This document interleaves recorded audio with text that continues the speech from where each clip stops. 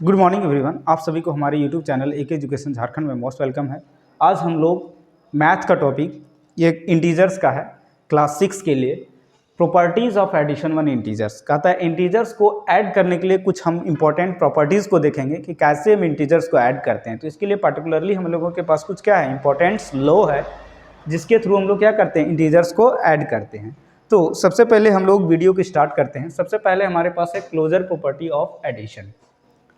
Property का नाम क्या है? Closure property of addition. Closure property of addition. Closure property of addition क्या कहता है कि the sum of two integer is always an integers. अगर आप दो इंटीजर्स को ऐड करिएगा तो जो हमारा आंसर भी आएगा वो हमेशा क्या आएगा, it's always be an integers.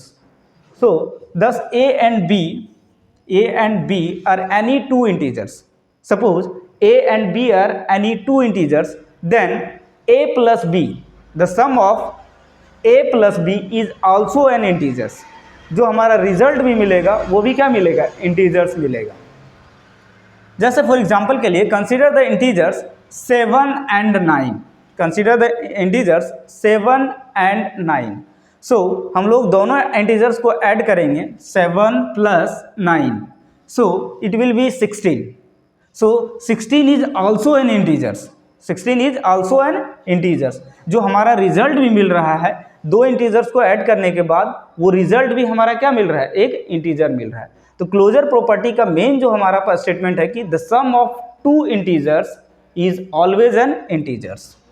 So thus the sum of any two integers is always an integers. Thus the sum of any two integers, अगर कोई भी दो इंटीजर्स को अगर हम लोग ऐड करेंगे तो इज ऑलवेज एन इंटीजर्स, वो हमेशा क्या मिलेगा, एक इंटीजर्स ही मिलेगा। उसके बाद हम लोग दूसरा प्रॉपर्टी की ओर मूव करते हैं। दूसरा प्रॉपर्टी का नाम है commutative law of addition. Commutative law of addition कौन सा लॉ है? Commutative law of addition. Commutative law of addition क्या कहता है? If A and B are any two integers, if A and B are any two integers, then the sum of a plus B is equal to B plus A. यानी जितना a plus B का value होगा उतना ही क्या होगा, हमारा b plus ए का भी वैल्यू होगा। दोनों का वैल्यू क्या होगा, बराबर होगा। दोनों का वैल्यू क्या होगा, इक्वल होगा। कॉम्यूटेटिव कहने का मतलब चाहे आप a प्लस बी को ऐड करिए या फिर b प्लस ए को ऐड करिए, both are equal. So examples है, कंसिडर द इंटीजर्स। एक इंटीजर्स लिए हैं -5 और दूसरा इंटीजर्स है 8।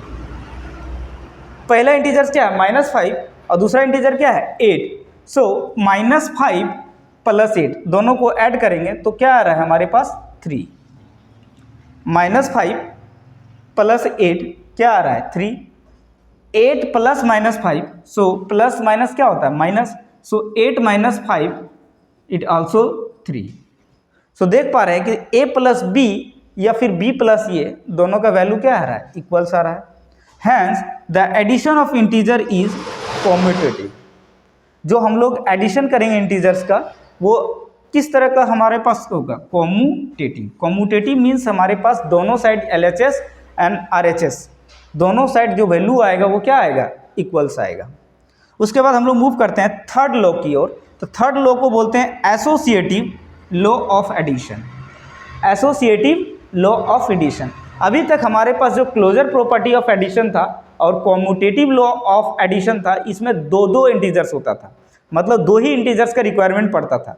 लेकिन जैसे ही हम लोग तीसरा लॉ की ओर मूव कर रहे हैं, एसोसिएटिव लॉ ऑफ एडिशन, तो इसमें 3 इंटीजर्स का रिक्वायरमेंट पड़ेगा, एक A, B एंड C।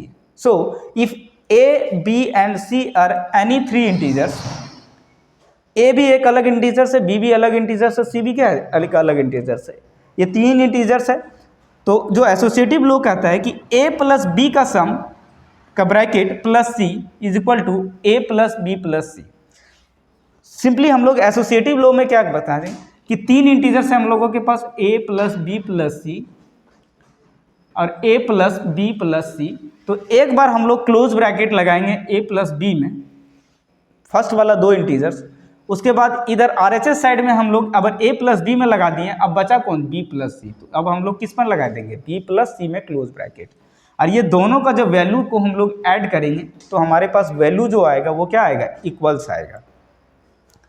तो हम लोग एग्जांपल दिए, जैसे एक 12 है, 8 है और -15 है। फर्स्ट इंटीजर क्या है, 12 है, सेकंड इंटीजर कितना है, 8 है, और थर्ड कितना है, -15 है। सो हम लोग ऐड करिएगा पहला का, तो पहले में हम लोग ब्रैकेट लगाएंगे a प्लस बी में, -15 को एज इट इज रखते हैं, तो 12 8 कितना हो गया, 20, 20 -15 5 आ गया। सो LHS साइड में कितना आ गया, 5, और RHS साइड में अभी हम लोग देखते हैं, तो पहले उसके बाद हम लोग 2 में लगा देंगे, तो इधर भी हमारे पास क्या आ जा रहा है, 5। So both are LHS and RHS are equals. So this is the associative law of addition. And fourth law की ओर मूव करते हैं, existence of additive identity. Existence of additive identity कहता है for every integers, कोई भी integers हो, फिर every integers a plus 0 is equal to 0 plus a। तो आप इंटीजर्स में 0 ऐड करिएगा तो वही इंटीजर आपके पास आंसर मिलेगा, या फिर 0 में वो इंटीजर्स को ऐड करिएगा तो भी आपके पास क्या मिलेगा, वही इंटीजर्स मिलेगा। फॉर एग्जांपल के लिए 8 में हम लोग 0 को ऐड कर रहे हैं, 8 प्लस 0 या फिर 0 प्लस 8, हमारे पास आंसर क्या आएगा, 8 ही आएगा। फिफ्थ लॉ है हमारा existence of additive inverse. Existence of additive inverse कहता है कि अगर हम लोग जो इंटीजर्स लिए हैं उसी का हम लोग क्या लेंगे, उसका एडिटिव लेंगे, इन्वर्स लेंगे। जैसे इंटीजर a है और फिर -a इंटीजर्स, या फिर -a integers plus a integers, तो हम लोगों का दोनों हमेशा जो रिजल्ट आएगा वो क्या आएगा, हमारे पास 0 आएगा। हमेशा रिजल्ट क्या आएगा, 0 आएगा। सो ये हमारे पास कुछ इंपॉर्टेंट्स एडिशन ऑफ इंटीजर्स का प्रॉपर्टीज़ था, जिसके बारे में हम आप लोगों को इस वीडियो में डिस्कस किए हैं। आप लोगों को ये वीडियो अच्छा लगा होगा और ये सारे प्रॉपर्टीज़ आप लोगों को समझ में आया होगा, तो वीडियो को लाइक करें, शेयर करें, सब्सक्राइब करें। Thanks for watching.